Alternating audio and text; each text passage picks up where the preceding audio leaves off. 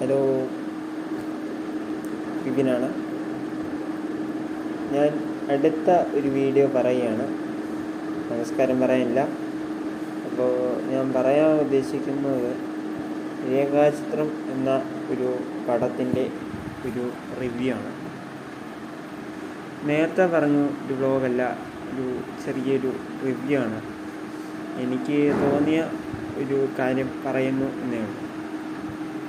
1960 ഒരു നടന്ന സംഭവമാണ് ഈ പടത്തിലേക്ക് അരങ്ങേറിയിരിക്കുന്നത്.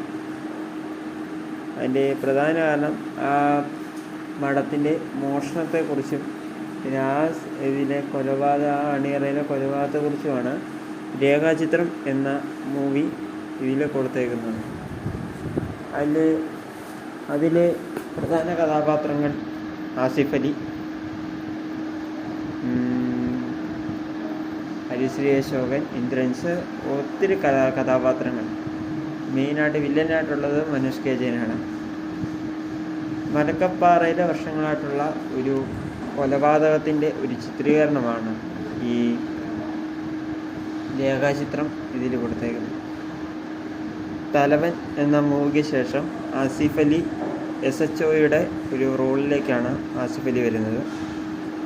ആസിഫ് അലിയെ സംബന്ധിച്ച് ഞാൻ പറയാം. ഇപ്പം പുള്ളി ഒരു ചീട്ടുകളി ഭ്രാന്തനായിരുന്നു. പുള്ളി സസ്പെൻഷൻ ചെയ്ത് കുറേ നാൾ കഴിഞ്ഞ് പുള്ളി പണിഷ്മെൻറ്റ് ട്രാൻസ്ഫർ എന്ന നിലയിൽ മാത്രമാണ് പുള്ളിയെ ഇതിലേക്ക് നയിക്കുന്നത്. പക്ഷേ ഈ രേഖാചിത്രത്തിൽ ഞാൻ കണ്ടതിൽ വെച്ച് ഏറ്റവും ക്രൈം ആൻഡ് ഇൻവെസ്റ്റിഗേഷൻ ത്രില്ലറാണ് രേഖാചിത്രം.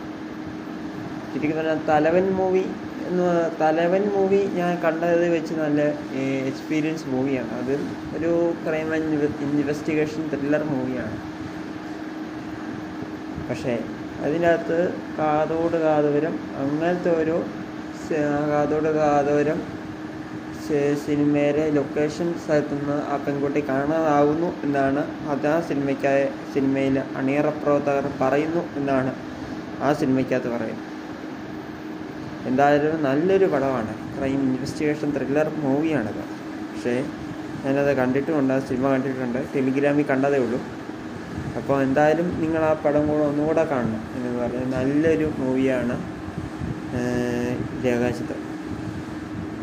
പിന്നെ അതിന് പറയാതിരിക്കാൻ പറ്റില്ല. എന്നു പറഞ്ഞാൽ ഇത്രയും വർഷം 1960 നടന്ന സംഭവം റീഇൻവെസ്റ്റിഗേഷൻ ചെയ്യുക എന്ന് പറഞ്ഞാൽ അതിൻ്റേതായ കുറേ ഫോർമാലിറ്റീസും കാര്യമെല്ലാം ആ മൂവിയിൽ തന്നെ ഉള്ളതാണ്. മമ്മൂട്ടി വരുന്ന രംഗവും അതൊക്കെ.